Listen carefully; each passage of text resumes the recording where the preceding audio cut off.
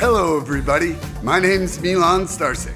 Welcome to Freedom Rising, a podcast dedicated to empowering individuals on the journey to personal growth, lasting serenity, and freedom from addiction. Tune in and join the movement. Your journey to freedom starts here. You know you are welcome anytime. Hey, everybody. Welcome to the 7th Recovery Freedom Rising podcast. We're here to grow in our journey together. I'm Milan Starcic, and this is Andrew Norman, and this is our guest, JJ. We're three souls on the path of recovery with the desire to expand our lives and experiences and share them with you. Could you tell us a little bit about yourself, JJ? Well, yes, I'm JJ, and I'm an addict. I live in West Virginia, and my clean date is March 15th, 1988, and I'm so grateful for the program of recovery. So you had mentioned in a previous conversation what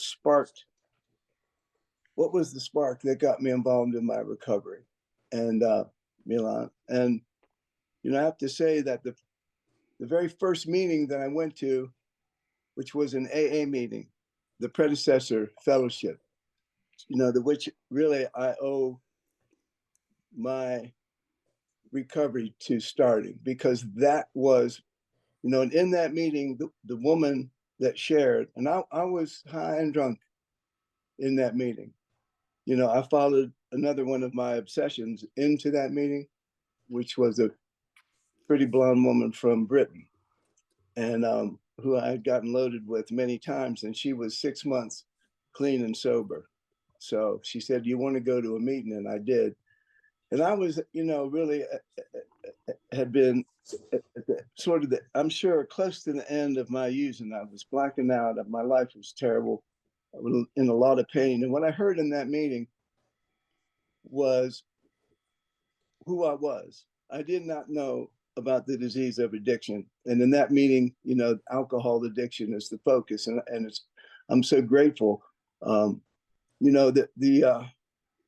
I've been involved in Narcotics Anonymous since the late 1990s, a little before, like 98. Because in West Virginia, there was no NA. But, I'm so grateful for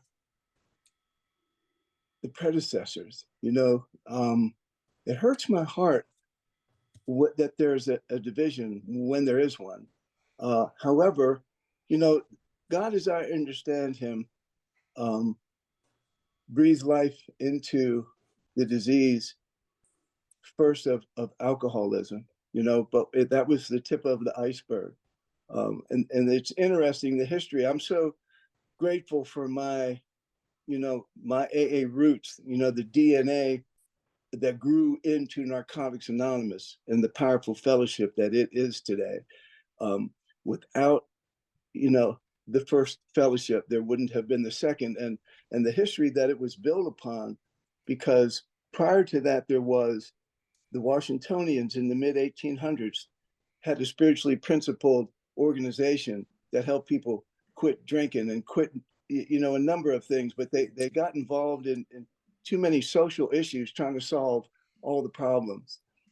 And from that, the Oxford group, which was a spiritually motivated Judeo-Christian outfit that had 6 steps at which they improved their lives. That was the root of AA.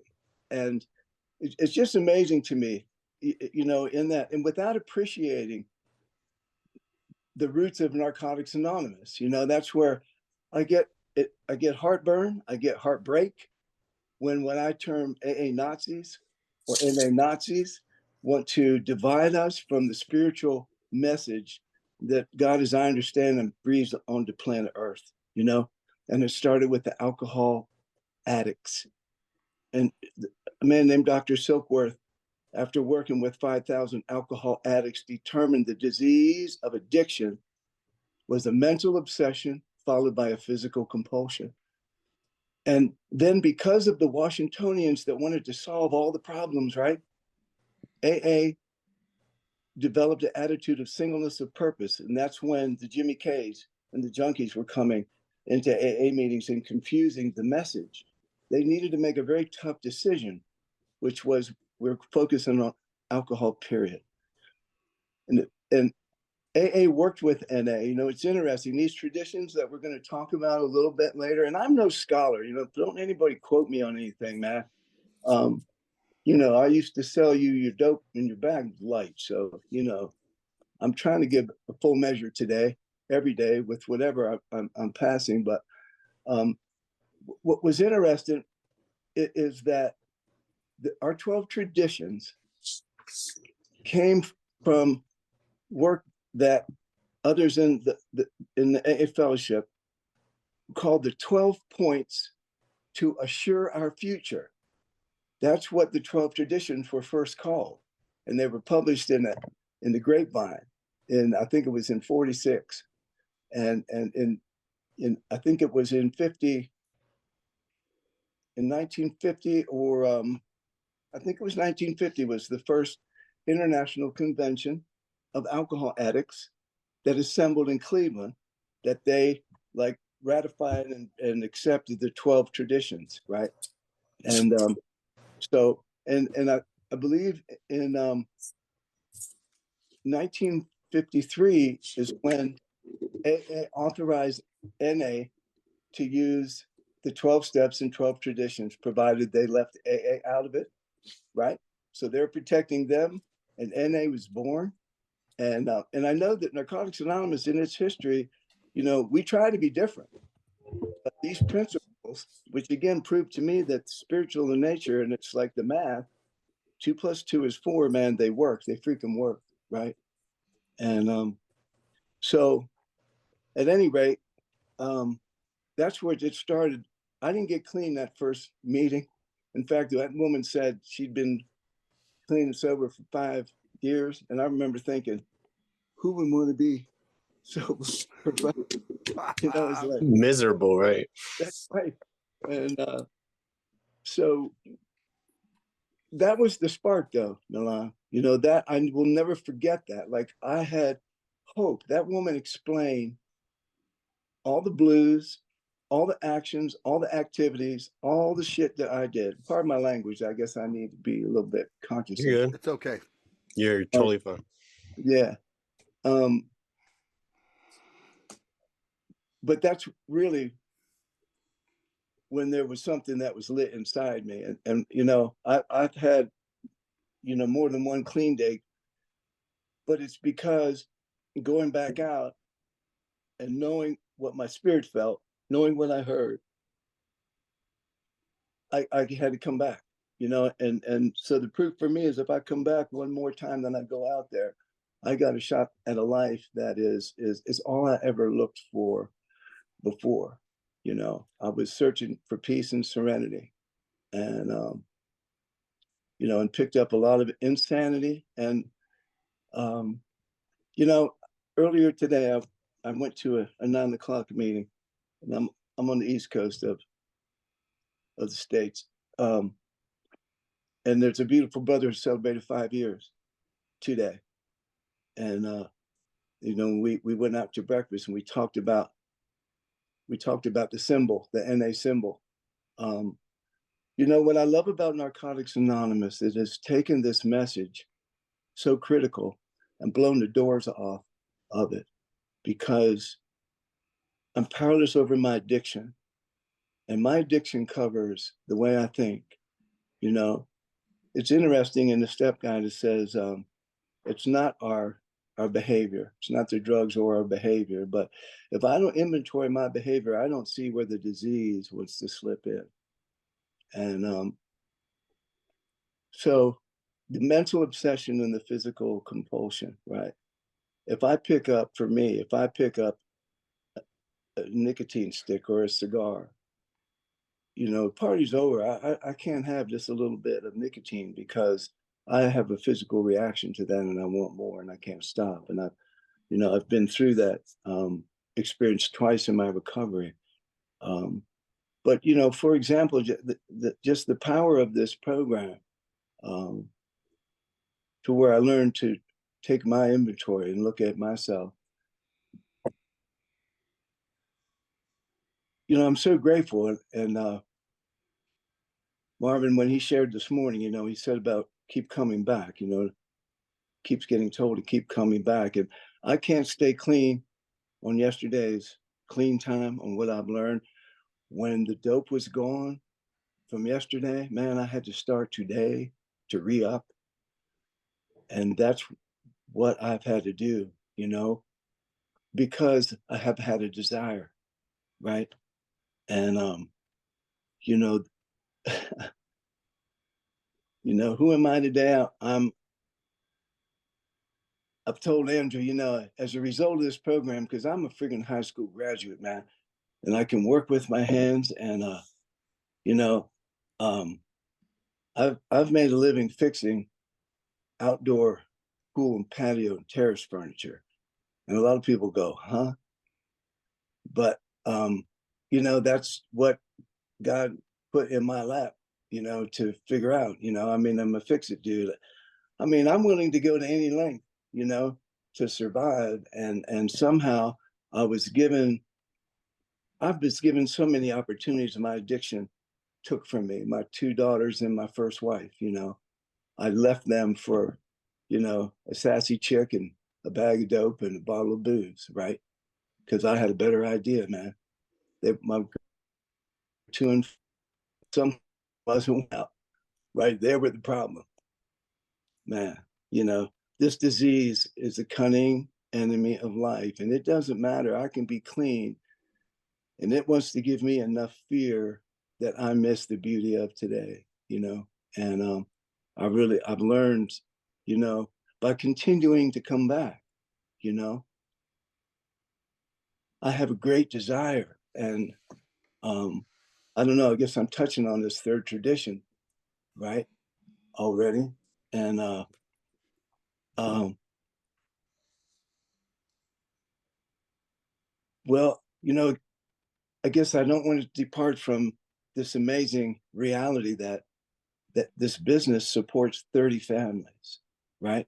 It started with me and a pickup truck and in my active addiction, but it didn't really get off the ground too much. It did. It would get up, but it would crash, and it would get up and it would crash. And because I got clean, and because I've paid attention and incorporated the principles of this program, because was I a businessman? I could hustle some dope for real, you know. The product sold itself, really. Once you've done it, I got you, right? You had that desire, right? Had All day. Right, and the ability to so following the principles, that we've learned, that we have an opportunity to learn, and that's my choice. If I don't pick up the alcohol or the drugs today, if I don't pick up, I have a choice. The minute I pick up, I have no choice. I'm locked up. I'm in bondage, way before I ever get locked up. And I'm a prisoner in my mind. And so I have a choice. And the choice then is to learn how to live. And this student wants to continue to show up because life is so freaking big, man. When I hear myself or someone else say, I got this, and usually you don't say that out loud, you know? The little voice inside says, no, I got this, man. I don't need a meeting. No, I got this problem. I don't need to call for help. I got this, you know? Well, I find out what I really have is the disease of addiction that wants to think I got a bunch of power. But when I do the first step and admit my powerlessness, I learn that there is a power, that will guide and direct me. And that's, the drugs made me think I could leap a tall building in a single bound, bro. And I kept racking my crotch, and it's like I'm back down again. But the power in this program, as I humbly submit myself to it, I got 36 years and I don't know how many freaking months, right? One day at a time. But it's because I cannot believe what I've been given, truly. I'm so grateful. I can't make this stuff up, but when I pay attention, it continues to be given to me. I heard early, that in service that you try to give this message, and you can't give something away that you don't have, right? Right. So to have it, but I heard a cat say that as you give it, it starts to stick to you, and incorporate in your trip.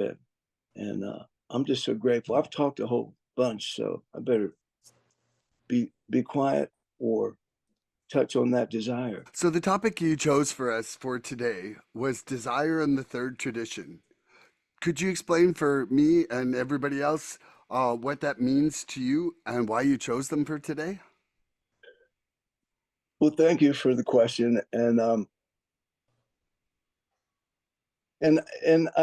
come to recognize the importance of this tradition.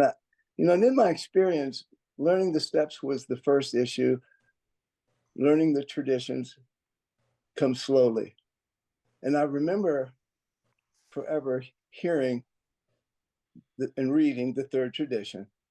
And it seemed like sort of a whimsical, the only requirement is the desire to stop using, like the notion that you might want to quit using. That's sort of how I downloaded it. I skipped right over it. It was like, but as time goes on, to see that, and I think the reason that it was in my mind for this podcast is that as I am involved in our recovering community, extensively, as far as I'm concerned, I spend a lot of time. So I'm witnessing a lot of people's struggle, right? And or not, the inability to like grasp this freaking lifeline and get a hold of it, right? So the only requirement for membership is the desire to stop using. So when I break that down, right? And that's the third tradition, though, just for people who are new on the podcast, right? Yeah. Yes. Yeah. Just so they know what we're talking about. When we say tradition 3, it means exactly what you just said there, right? Yeah. It's interesting because, again, in my experience, like, work the steps, motherfucker, or die, right? Like that is what gets me clean. And the traditions, like there's so much gold buried in them, the spiritual principles that are at times buried in the steps and the traditions, and I want to keep coming back. I told you guys that I've got this rig. Good, man. Yeah, so the duct tape came apart. We're right? all good. We like a good Hey, duct tape is great, man. It's Yeah, I don't mind if it's a coaster and a can of paint. It don't matter. well, I'm hip, but I guess I'm gonna try to hold it still for now because my I'm looking at the spiritual principles that you're talking about in that tradition: tolerance, patience, willingness, courage, service, compassion, generosity, inclusiveness, responsibility, love, anonymity, welcome, faith, open-mindedness, humility, equality, trust, and acceptance. Out of the guiding principles. well as empathy, right? Which is not sympathy, right? We've talked on that too. Empathy, being able to put yourself in somebody's shoes, right? Not just sympathizing with somebody, being able to empathize with somebody's different. It's very important. And for me, as I read some of that last night, none of that is possible if I don't have a freaking desire. A desire, like a passion, like what got me so deep in that. I thought that the drugs and the alcohol was my solution. And I gave myself to them passionately.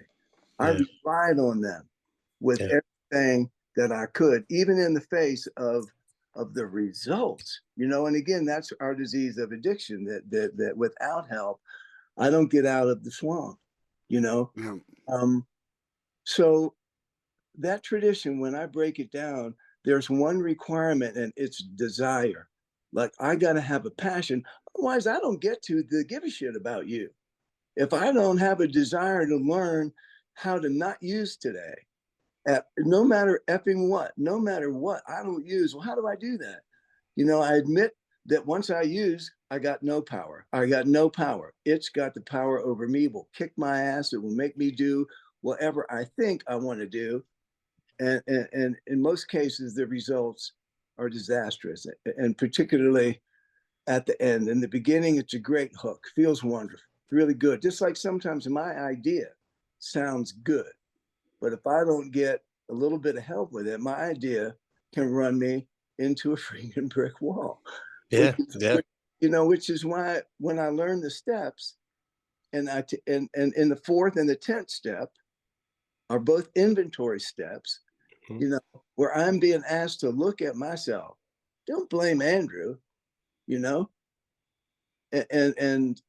what a freedom that is, and I don't get the freedom without the first step, honesty, of admitting, I admitted that I'm powerful. And when I looked the word admit up 10 years ago, and you've heard me share this, Andrew, it's profoundly powerful to me. In the freaking collegiate dictionary, it said to confess the truth. Then there's a comma, and it says, often with reluctance. And I read that, man. I said, friggin', it's always with reluctance, man. Always, yeah. Right? Absolutely. Hell yeah. I was gonna ask a question to like both of you, Milan, maybe even first. So it says right here at the heart of tradition 3 is compassion, right? And tradition 3 ensures that every addict is free to decide whether to be a member. Through some combination of desperation, courage, anguish, and hope, we find willingness. So through that cocktail, Milan, I'll ask you first, and then you, JJ.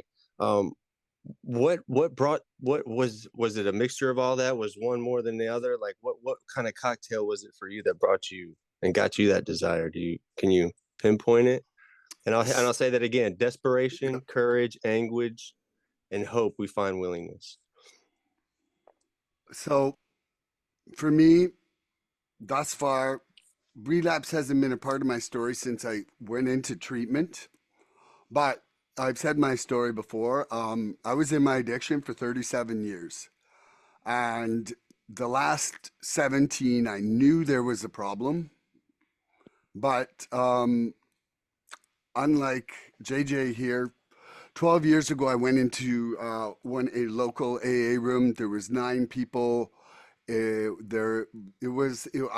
called it depression therapy. It was not a positive group of people. There was really just a lot of negativity and depression inside the room, and it repelled me instantly. So I was like shut off. So when I came out of when I kind of had my event where my heart stopped last September 30th, so 14 months ago and a few days, um, I had absolute desire when I woke up from that near death experience where I've mentioned it. Like there was no light, there was no heaven for me in that point. It was cold, it was lonely, darkness that was the scariest moment in my existence. And so when I came out of that, my mind was like, well, okay, I'm done. I'm done right now with using. So whatever you've got, I want. Like I was so willing and open-minded. I was really granted desperation at that moment. And you know, for me, I have a lot of compassion for people who relapse, but it just hasn't been part of my story because when I went into treatment and started working the steps, I worked them like I was trying to get my PhD and the final exam was next week. Like I was like, what? Okay, this is what I got to do. And I'm like, boom, 140-page, step 4. It's, and just pushing myself. And at that point, I had nothing to lose with honesty, right? Like My honesty was my best friend. And then magical things started happening when I was working the steps. And first in the first three steps, that feeling of surrender was like, holy shit. I even in the 17 years when I had white knuckled it for 20 months, I had never had cognitive relief from my struggle with all the obsessive thoughts. And it was like they had melted away. And then when I hit step 4, 5, and 6, it was like I had the first guilt-free days in 51 years of living. And I was like, whoa, this is like pink cloud amazing for me. So I have only gotten the desire for the program once, and I've never lost it. Like I feel like I'm in the midst of recovery fever right now in that 14 months later, I'm not slowing down. I'm more excited to be part of the program, to be sponsoring my sponsees, to be getting sponsored. Like a couple hours after this podcast, I go for a session with my sponsor. Right after that, I got a session with my sponsee. It's like morning to night, recovery in my heart. And my desire to stop using is just burning. Like it's like because it's fire for me now, and my life is like a complete 180 because of it. Why would I ever want to go back to that hell when I can be here in this heaven? Yeah. What do you think, JJ? Do you have a take on that? Man, I certainly understand, appreciate, and that's the desire that I'm talking about. The desperation of knowing that the boat is sinking, right? And I remember hearing, as I'm trying to understand this, one of the early meetings that I was at, I heard a guy say, if you're in a boat in the middle of a lake and a hole blows in it, are you going to sit there and stare at it as to how did the hole get there, or are you going to swim for shore? There's that sort of story. I mean, this is how the fellowship works for me. Um, and you know, from the desperation of realizing I had to swim to shore because I was freaking drowning, and I had hurt, more than one family, and my children, and I was dying. Um, I needed to get this message, um, and it turns out it's the only requirement. Like, if I don't have a desire for it, if I don't have a desire to be clean, I'm not going to be clean. It's such a profound simplicity. And like I said, the first time, or the only requirement is like the only requirement is a desire to quit using. It's like, yeah, I got a desire to quit. No, if this says desired, you know what that is? And I should have looked it up. But my brain says desire is, if I desire something, I've got a passion for it. And without that, I'm not a member, you know? Like, I won't get this. And that's, I think, maybe why I brought it up for us today, is that the number of folk that I see coming and go, that are in such pain and are sitting in the solution, and they don't stay here. Andrew, you know that on Tuesdays, I have a commitment, a 2-hour commitment at a halfway house, the Staggers house here, that house has 20 women in recovery, and they're affiliated with another home with 20 women of recovery. And on JJ, before you say that, I'm going to tell you the definition of desire: a strong feeling of wanting to have something or wishing for something to happen. Okay, well, you either have that or you're not a member. Yeah. Yeah. What was the first part? A strong? It says a strong feeling of wanting to have something or wishing for something to happen. So it's a strong feeling, right? That strong feeling of wanting or to have something to happen or wishing for something to happen. Yeah. And the wishing part won't happen. If you're sitting there wishing to get clean, you're fucked. And pardon me. That's the difference. For me, this condition is so important. The desire, if you don't have as much of a desire, if I don't have as much of a desire to get high, which means free. Like I thought I was getting free from my drug use. I thought I was getting free from my pain, free from my fear, free from my guilt. And all it did was get bigger, man. As soon as I would come, you know, and so this is real freedom. And that's sort of the message, is that if you don't get that, you're not going to get this. Right. You Right. know? Yep. And You gotta let's have not, the desire to stay alive, right? You gotta have the desire to stay alive. yeah. Anything else?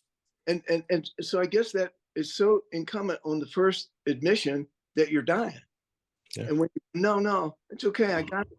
Well, what you got is the disease of addiction that is a fatal disease, you know, Yeah. that we can arrest its progression. And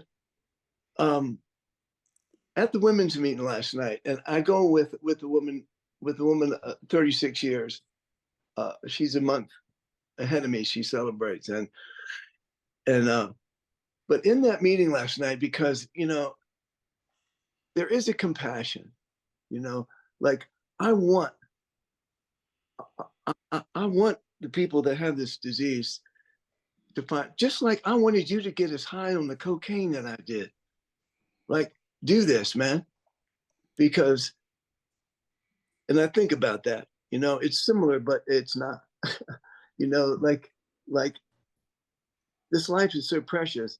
So I'm at the meeting last night and I'm feeling some kind of way about, because there's some very strong women in there that they're going to graduate. And they get, and when that happens, it's like, do they feel they have that? Because most of them don't, they sort of don't stay involved in our community. And I was sharing that last night. It's like, what are you guys going to do for real? And I realized in this moment that, because we were working on the 10th step, the inventory step, 30 questions in the step guides, right? The 10th step ends with 30 questions that one should ask themselves in order to maintain this clean. It's just like in the old days, I'd have a bag of reefer papers over here, or a pipe. I would have alcohol over here. I'd have whatever that I would need to have to end my day or to begin the next day.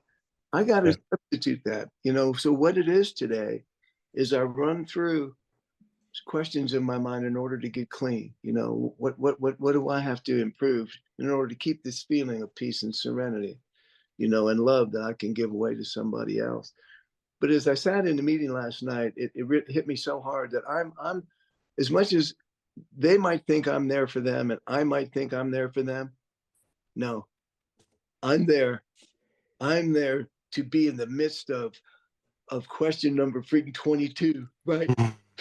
And for it to blow my mind as I'm interacting. There's no the therapeutic value of one addict helping another, Without parallel, man. If the one, and this is like, I hesitate sometimes. I wonder, like, because I go back, it's like sharing a pipe with somebody, sharing a bowl with somebody, sharing that shit with some that we thought, a bottle that we thought we were fucking getting high, Well, the best bottle you got, right? Because we have a progressive disease, right? Our disease is progressive, but then also it says my recovery has to be progressive as well. It is, right? If I participate in it, it is progressive. Absolutely. And so I have to, for me, and I'll just kind of roll into it. I had to make a decision early on. Like, nothing changes if nothing changes, right? Like, I came as I was told to come as you are, but don't stay as you are. But keeping that desire, you got to keep, or I have to keep enthusiasm and stay enthusiastic about this process and this program, right? It's like the common cold. Like, you have to be subjected to it in order for it to stick, right? But I know that in my active addiction, when I was using drugs, and my literature tells me this, right? Like, my disease involved way much more than just the simple use of drugs. So like my recovery must involve a lot more than just the simple abstinence from drugs, right? Like, I didn't just wake up every day with the exact amount of drugs that I needed for the day, right, in my closet, ready to go, right? There was a lot of work that went into getting the numbers of those dope dealers and lining all that up and budgeting the amount of my DOC or whatever it was, right? So now in my recovery, I have to do just as well, I have to do more work in that realm to stay clean because I realized this disease knows more about this step work than I do, right? This disease knows more about this basic text than I do. It knows more about the literature. It damn near wrote the literature.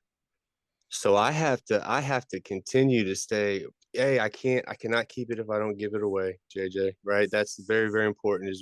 I was given love. I was given hope. I was given that's the only two things only two spiritual principles we can give to each other. We talk about it all the time, JJ. Hope and love. I was given that when I got here. So I have to give that away in order to keep my desire, right? Because I was told I got to give it away to keep it. And so you know, I find hope hearing other people's experience, right? Helping other people every day. That's my hope. That's my hope shot that I get in these meetings. And it says that there's no single way to be an NA member, no model. There's no model of the recovering addict, right? And then it also says no one can tell us if it is good or not good enough. If we are not good or not good enough, then the door is always open. We can make and unmake that decision at any time. And man, when I finally made that decision, JJ, I have surrounded myself with individuals like you. You're a very, very vital and important person in my recovery. I look to you a lot, and I think you have taught me just a lot in this program. And my desire is so full. That desire cup of mine is so full, man, because of individuals like you praying me in here, man. I was using drugs for over 20 years. You were praying me in here for that whole time, right? I mean, if I could try to quantify the amount of prayers you did to get me in these rooms, it would blow my mind. And then the amount of prayers that your sponsor did to get you in these rooms, and the amount of prayers that his sponsor had to do to get him in these rooms, it blows my fucking mind. And I can't, I don't try to quantify it anymore. I just lean into it, man. I lean into it because if I'm leaning into this good shit, I'm leaning away from all that bad shit, right? I have to stay leaning into my program and keep it going. And there's your step work. You work this step work. I'm telling you, these questions ask you things in a way that make you rethink everything you're doing every day. And that's what I do, man. That's what I lean into today. And I lean on myself into meetings. I no longer need drugs. I need meetings. I get up and I have that uneasy feeling, and I figure out, and I'm no longer a drug addict anymore. I need some kind of fellowship in my life. I pray, right? I read the Just for Today. I get in a meeting and I feel better immediately. So, Milan, did you have a question maybe you wanted to pose for us, or?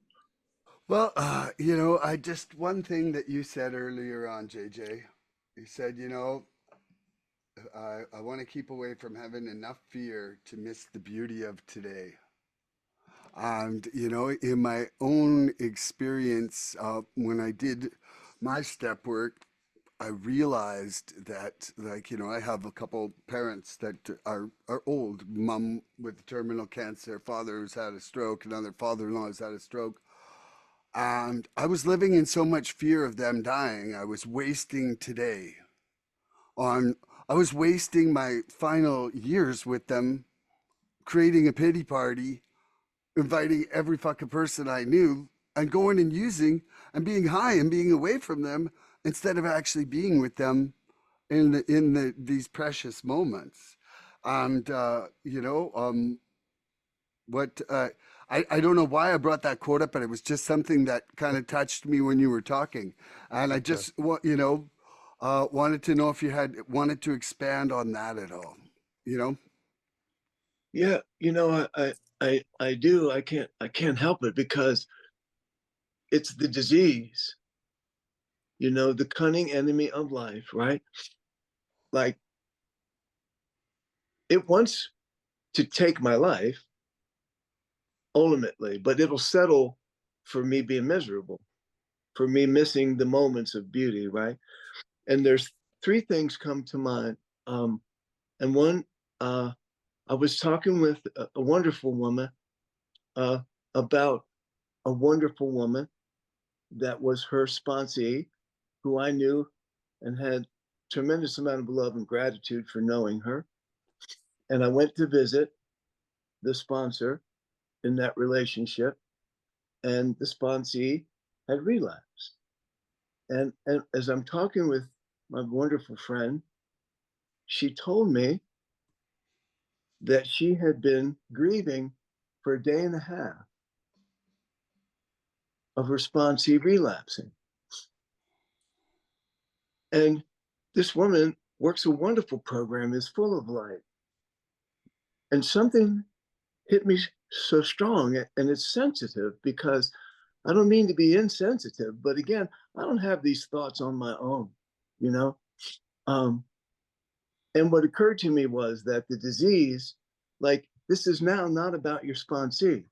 A day and a half of grieving, like I get, yes, it's sad, but you know, what part of acceptance spiritual principle do I need to embrace? Because at what point is it now about you? This, again, it's the disease. It's self-centered, selfish, self-centered fear, and dishonest. So, you know, and I understand, but when it's like how you've been grieving, it's not about her, it's about you. It's all about you. What are you going to do? Or are you a failure because she picked up, or whatever, you know? Pity party right there. Yeah. Mhm. So the disease gets in, and when we start, well, I have to accept that that's what she did. So that's one example of the disease getting in. Here's another one that I referenced the woman last night that I'm with, and I was a period without a sponsor. My sponsor died, and Louise helped sponsor me. You know, she was a relationship I trusted implicitly, her knowledge of the steps and whatnot. So in last night's meeting, we were at a place, and she crashed and burned, found recovery. She went to school. She became a scientist and a science teacher. Just a miracle. You know, she was a freaking gutter bum, right? Now, the disease of addiction, she's clean. Okay. I asked her last night in front of the women, and I knew the answer. I never asked her this before, but had she ever been hospitalized? Had she ever gone to rehab? And the answer was no. In those days, they weren't as plentiful. She ended up in a meeting of recovery, 12-step recovery. It saved her life. But in her clean time, she was hospitalized twice in her profession as a teacher, an educator of young people. Why? Because of the mental obsession and the physical compulsion. She couldn't not work. She worried herself into, she gave herself ulcers and, you know, pipes blowing apart, and so hospitalized. Stress will kill you faster than a bullet will, man. Okay. Or, you know, maybe not as quick as fentanyl, but the progression of our disease of chemical addiction will. But so, see, that's why to be vigilant is that you can be clean. And that's a perfect example of the disease slipping in if given half a chance, man. You know, and I don't know that I remember working my gig, you know, that grew, you know, the obsession. I remember I would be there till freaking midnight doing one more thing. Like, I got to have one more drink. I got to do freaking one more bump. You know, I couldn't get away from work. Mm-hmm. The disease of addiction was working. Again, you know, we use then the rationale that, well, we're productive, you know, but not when you end up in the hospital. And I did end up in the emergency room with a couple angina. I thought I was having a heart attack. So, you know, again, that was the disease of addiction. There's one more example that I experienced. See, this is why I got to come back, bro, because I don't know what I don't know, you know. And the University of the Universe, which I heard about in Berkeley, California, when I was hitchhiking through as a long-haired hippie freak, the universe, to which I'm still a student, right? I'm 35 years picking up a freaking medallion, okay? 35 years clean, man, right? Andrew, I don't know if you've heard this story or not, but I wrecked my vehicle, right? Which at this point is a freaking Lincoln, right? because I've been gifted with this very nice ride, but I wrecked my Lincoln. Why? Because I passed out. I freaking nodded out. I nodded out. I've never heard this. I nodded out because I have this other disease called FOMO, the fear of missing out. Like, again, it's like our disease is of more. Like Go. I don't want to miss nothing. And I was so freaking burnt, right? So I wrecked my ride. And unfortunately it didn't hurt anybody, man. How long ago was this? A year ago or so? Yeah, year and whatever. Yeah. Wow. It was the day or the day before. You're 35 years. I got 35 years, it's like, well, yeah, you got 35 years and you wreck your ride because you're boy shit, right? Hey, you better get your shit together, right?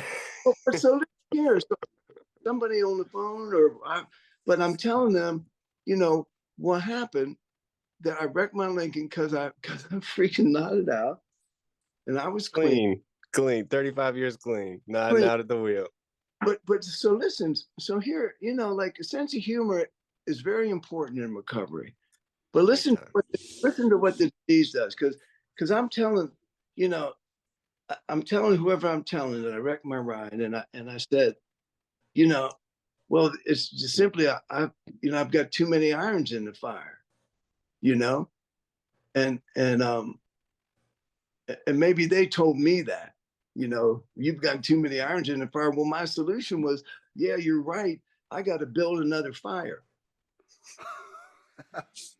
Now that's funny, right? Oh yeah, put some more iron somewhere. Yeah. Mm-hmm.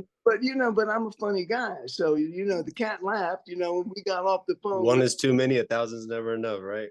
Right.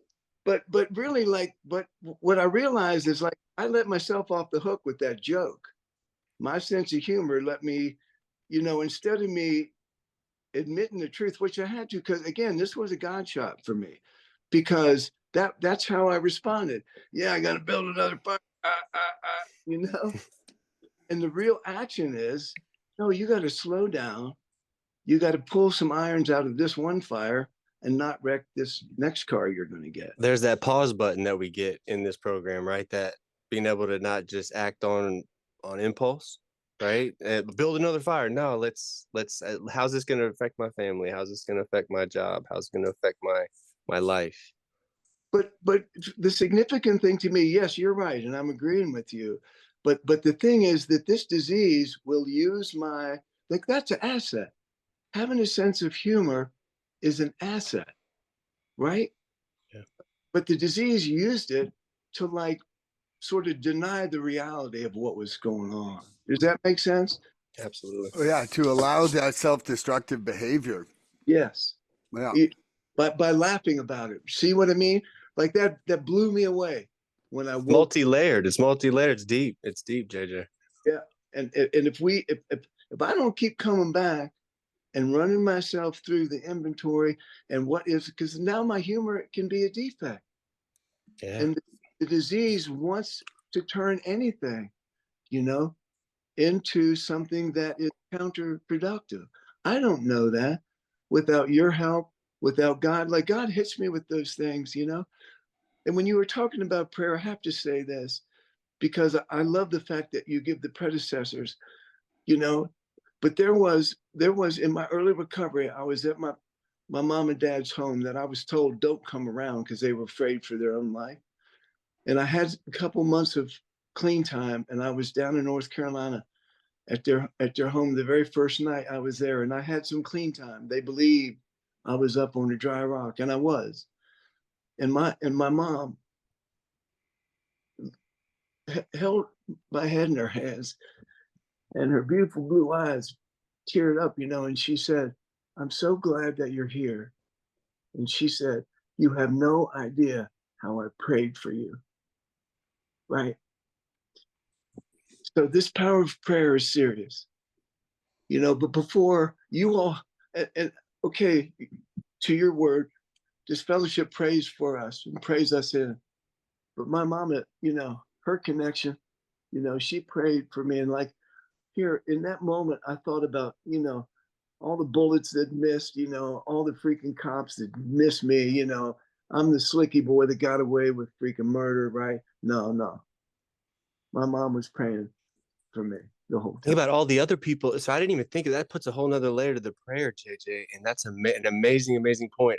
I'm only speaking of the people in this fellowship that prayed me in these rooms. Imagine all the people in our lives outside of the fellowship that have prayed us into these rooms. They count. They count. Unbelievable. And I've never, it's not that I've discounted it. I've never opened my mind to that holy shit moment on that part, man. I mean, wow, that's huge. It's why we do this, man. Like Wow. who would not want to participate? Wow.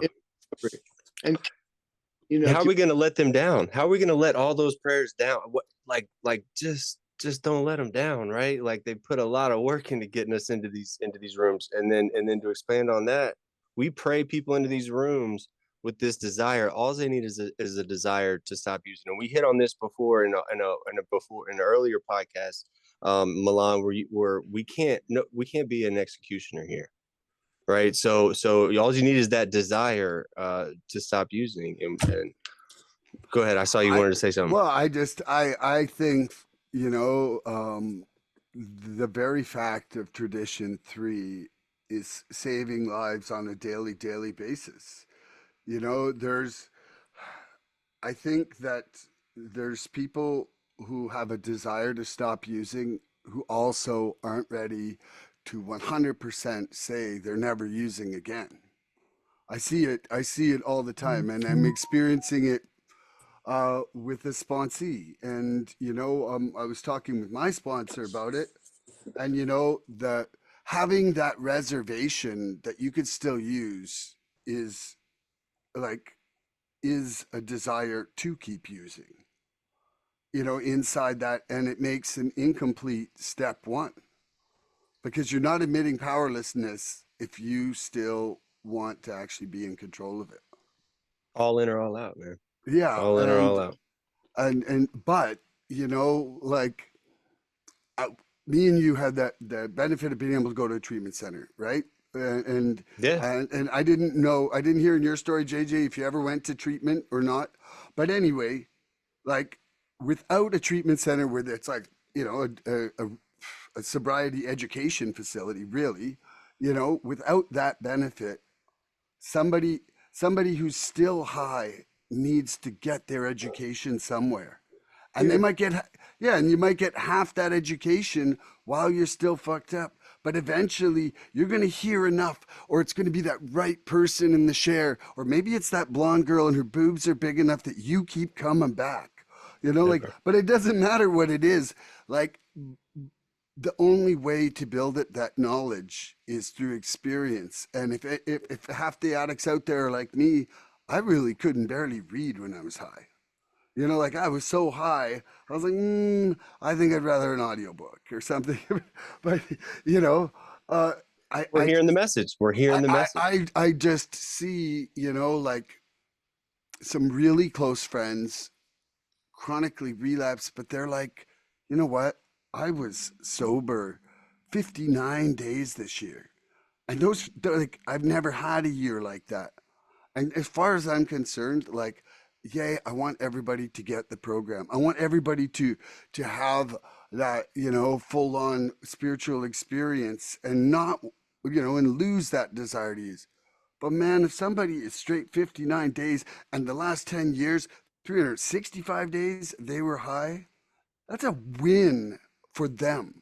It's You know, huge. it's a total win. And, you know, like, so I think it's, we're already the hardest people on ourselves on earth because we're so freaking selfish. You know, we don't need to just have it so that people are guillotining themselves after every time they relapse, you know, in their Yeah. heart. And I think it's really important, you know, like I don't want relapse to be part of my program. I want to keep myself in the middle of the road.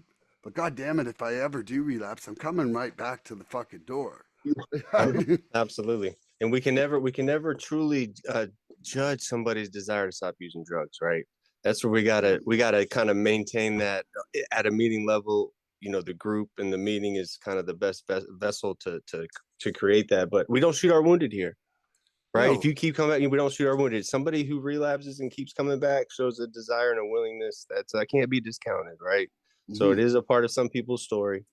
I would like to add the one thing though is that I truly feel that when it says it's a program of steps and action, it is. Like if without the work, I myself could not have had the spiritual experience that I had. I could not have had the relief from that I experienced from the steps without actually delving into who I was, on my experience, and clearing out that wreckage of the past and getting myself in, connected. Like there's just no way without, like, I could not have sat in the meeting and listened to you and felt a step 5 experience. This is the most dangerous spectator sport in the world. I'll say it again. It's not going to work. It's not going to work that way, right? Like I've got to do it, right? And I've got to work the steps like my life depends on it, man. I've got to work the steps and it'll change. Your life will change. But yeah, I agree with you, Milan. It's a good point. JJ, did you want to bring up something else to kind of, what are we? We're getting there. Where are we at on? Yeah, but it'd be another session from JJ would be awesome. Yeah, and we'll kind of close it out after that. And well, I think that I can't agree with you guys anymore. What this attitude of learning the steps, I just know I asked, like anyone that listens to this that thinks you have to be a student, kind of like, well, and again, I am a student, and yet I'm not like, not an studious student. Well, here it is that my concern about working the steps for years, I was concerned that I didn't have the right answers, and like it was some kind of test, like what's the exact nature of my wrong? Well, if I get it wrong, what's going to happen? If I don't know the exact nature, that used to flip me out. They're not going to let me to the next level, right? It's not going to. So, from my experience, what I would share is to anyone listening that is intimidated by the steps, it's like, just learn, like ask questions, like you don't have to know shit. You don't have to know anything except that you don't know it and you want to. Because as I learn about the steps, and how they work, then they begin to work in my life. Like the first step is just about telling the truth, and then coming to believe that there's a power greater than me, and it's a beautiful process. And so, yeah, just pay attention is, I think, one of the most powerful suggestions I ever got. And it was in early recovery. There was, an old timer that told me, pay attention, JJ, just pay attention. And when you do, when I do, I continue to see how this higher power that is ever present all the time, so is the lower power. Peckerhead never rests, man. I love it. But higher power is always, and really in pointing things out, but it seems like gentle, Peckerhead's got this loud freaking voice, man. It gets my attention so much quicker, and I'll go, yeah, you're right. But when I try to quiet down and really pay attention to my serenity level, and I want to protect it, and I need help for that. And I love you guys. I love the fact that you are clean, because what a waste of life before getting here. And I just appreciate, may you and I want to say Milan, but it's Milan. No, Milan. It's like if you were a newfie and I'm in front of your house, you're like, get off Milan. Get off Milan. So if you want to be Clint Eastwood, you could be get off Milan. Yeah. So I've got it. That's what I had. Yeah, Milan, but it's Milan. It's Yeah, it's like Slovak. Like Milan is kind of like Italian, and my family's Slovak, so it's Milan. it's Yeah, Milan. No, I dig. Yeah, that's a nice change from Milan. It's Milan. yeah. Get So I Milan. want Get so up, I want to say Milan. with that Get step work, it seems like every step is an action step, right? It seems like it has it always says that, and then it's like, oh, well, this is an action step. Well, every one of them are an action step, right? It's look, and I'll say this to anybody listening: that magic that you are looking for is in the work you're avoiding. So do this work, do the steps like your life depends on it, because I believe it does. It did for I'm me. a firm believer. Certainly, it did for me. I believe it firmly. The steps are freedom, are your keys to freedom. And so what I've realized is like our purpose here, guys, is not it's not what we do per se. It's what happens to the other people around us when we do what we do. When we set that example, when we show how we got clean. And we're not telling people what to do here. We make suggestions, right? And and so the only suggestions that we pay for are the ones that we don't take. And so you don't have to take any of these suggestions, but I just feel take that what you want, spit out the bones, man. I feel that there's a beauty and also kind of a misguidedness with the step working guides, in that people are sometimes, like JJ was just saying, turning it into like school. Like I've been with a sponsee before, and it's like, did I get the answer right? And I'm like, were you honest? Were you thorough? I'm like, because if you're not honest and thorough here, you're not going to actually find out what's going on inside of you. And also though, like, step one isn't 79 questions or whatever it is in the guide. Step 69. one is one moment of honesty Yeah. and one moment of admission It's a afterwards. great point. Like, and it's not about like I got all the answers done or I wrote the most for the answers. Right. It's like, has this brought me to an awareness that's changed the way I'm living every single day? Right? Like, I get so much freedom. I yeah. just completed my second step again, and I got to share it with my sponsor. And um, the freedom I feel by being honest, like I don't ask myself that question until I read it, and then I go, okay. And the change is that it used to be defensive. It was like, okay, what are they trying to get out of me? What am I needing to hide? How can I? It's the battle of being honest, and it's such it's a process. So being able to share that with somebody is that you're going to be fighting your ability to be honest because you've been lying, whatever, for a minute, trying to manipulate your world.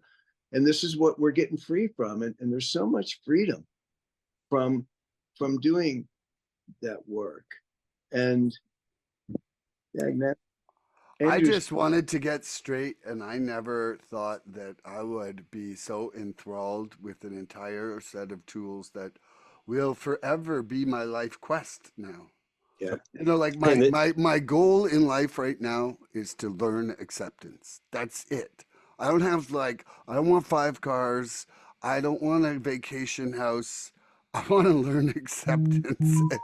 That's it. I want to read this real quick out of the guiding principle. It says the third tradition confronts us with our prejudices, our control issues, insecurities, and fears.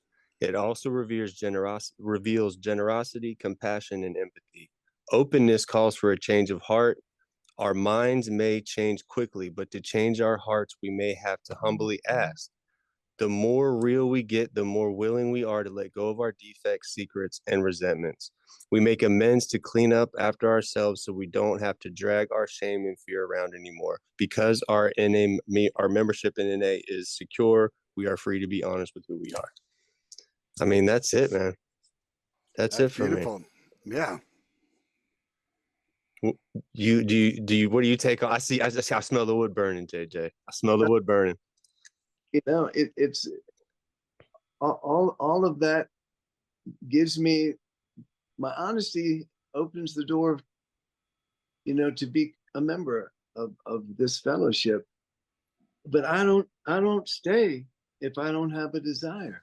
If I don't have a desire, that's like, again, when I was reading last night, and all these beautiful consequences, which is what you just read, and that last line, it's beautiful for me to learn who I am, but I have to want to. I've got to have, and then, our desperation turns to passion. Our literature talks about that, right?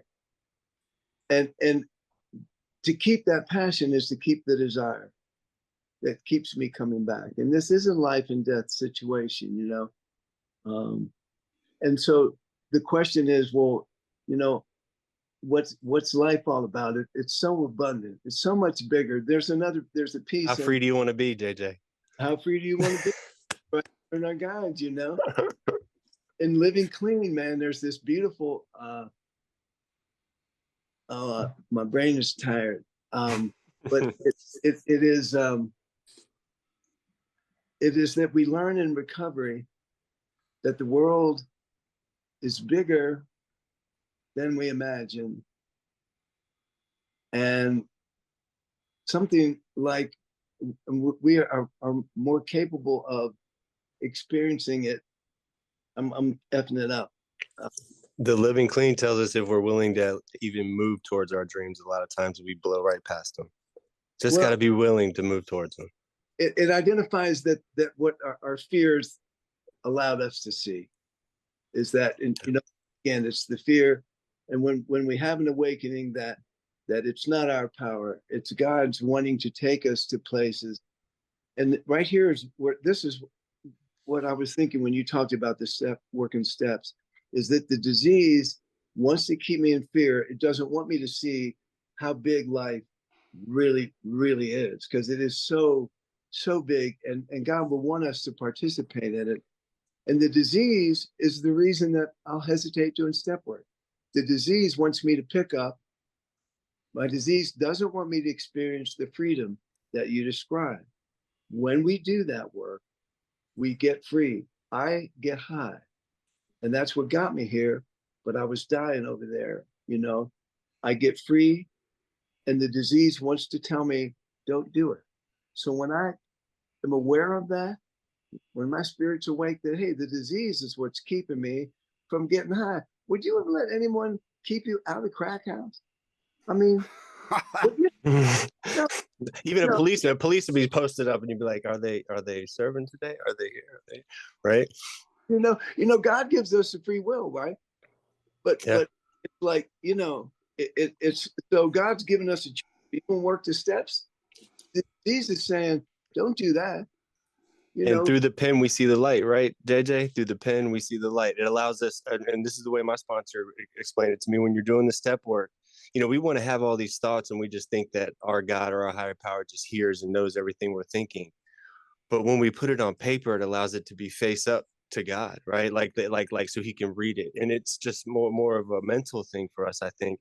But it allows it to be face up, and it allows it to be shown to our higher power, right? Yes. I know for me, oftentimes, what needs to come out of me and stay out will come out on the paper. Like some of the truth, my defects, Yeah. That would stay trapped up in there. My guilt. Once I write, it's now over there, and I can manage it better. Yeah. I felt like too, like when I was coming out of my addiction, and my mind would be like fluttering with these thoughts of stuff I was doing for step work. It was only when I actually started writing out the sentence that my brain would even stay in the same place long enough for it to be like a whole thought. Becomes real. Yeah. Almost on paper, and not just a thought. It's like, okay, I wrote it down. I mean, almost one of those things. We're all visual people. So if we visualize what we're writing out, it becomes more of a stamp in our mind of like, hey, this is real. This is my problem. This is what I'm going to do to work on it. And then when we talk about it with another person, maybe our sponsor, higher power, whatever, then it really becomes real, right? Because we have to own up to that. We're making amends to ourselves. So I love it, man. This has been fun. Oh, it's been amazing. At the World Convention, we had a deaf person share. So you make me think about, we are visual people, for those of us that can fucking that can see. But, the spirit of this program will reach a blind addict. It will reach an addict that is illiterate and cannot write, with the desire. You keep coming back, you will hear what you need to hear. If you can't hear, you will see what you need to see. You will be touched, you will be contacted, your life will improve. And thus we find the fellowship, and so will you. That's right. That's right. And our diversity is our strength. We accept any race, lack thereof, religion, whatever. Man, if you're like I said, if you're a robot and you have a higher power and you want to get clean and the desire to stop using, like, we accept you. We need you. Yeah, they're making AI addicts. I'm just talking. Pretty soon. I didn't want to open that up. I am so grateful that you were willing to come here and share with us today, Me too. JJ. Thank you, JJ. I would love to have you back. For some reason right now in my heart, I would like to have you back and talk about being present. For some reason, I think you and I could talk about that. I feel like you've got some wisdom in there about that. Wisdom for days, man. Yeah. I don't know. It's one day at a time, and we get given what we receive, I guess, and, and I love you guys. Andrew, I appreciate you putting me in this, man, because, this is the dope that gets me high today, and I, if that wasn't important, I wouldn't have almost died trying to do it myself, and I can't. And, I really encourage any and everyone that's listening to us that can relate to anything to just keep your mind open, and the life that you've been given is to be appreciated, and I'm grateful. JJ, I'm grateful for you for coming on here. Thank you so much for agreeing to do this for us and with us. We can only grow from your wisdom. You have taught me a lot. You have really, really, really taught me a lot in this program. And I want to kind of finish it with one thing I want to say to anybody listening. Always remember to fall asleep with a dream and wake up with a purpose. Right? Wake up with a purpose. And when fear comes knocking, right, you have to answer it with faith. Faith will win every time. If you answer that door with faith, fear won't be there anymore. In my experience. So easier said than done. But that's where my mind went when you were saying that, JJ. So thank you for being here, man. I love you so much, bro. Love you so much. I'm grateful to meet you today, JJ. Milan, I'm grateful to know you, my brother, and we'll continue on this path. And and for real, I if I've been at all helpful, Andrew, it's been by accident. I mean, it's so humble. That's the most humble individual, man, I've ever met in my life, right there. Love it. Humbleness, man. I hang my hat on humbleness and love, and that's why I love you so much, JJ, because I can follow in the footsteps and know this man comes to just as many meetings as I do. I go to a lot of meetings, guys, and I see this man at meetings, and he's 36 plus years clean. I know I'm in the right place. He comes to meetings not to share, he comes to hear the message because he's got to hear it. I know I'm in the right place, guys. I know this is what I need to keep myself clean for 36 plus years, right? It gives me hope. It's the hope that I need to stay here. So thank you, JJ. Thank you. And thank you for praying me up in these rooms. I love you. I love you guys. Thanks again. I love you guys too. And if you've liked what you've seen here today, please subscribe and share this podcast. We're looking for interaction with our audience, so you can please email recoveryfreedomrising@gmail.com or contact Milan, South Okanagan Starcic on Facebook with questions, topic suggestions, or just comments. We'd love to hear from you, and we're hoping to create slideshows of the Freedom Rising in your lives. Please send any photos of you flourishing in your life as a result of your recovery. And tune in next episode for more recovery fun. See you later, everybody. Later, people. See ya. Anytime.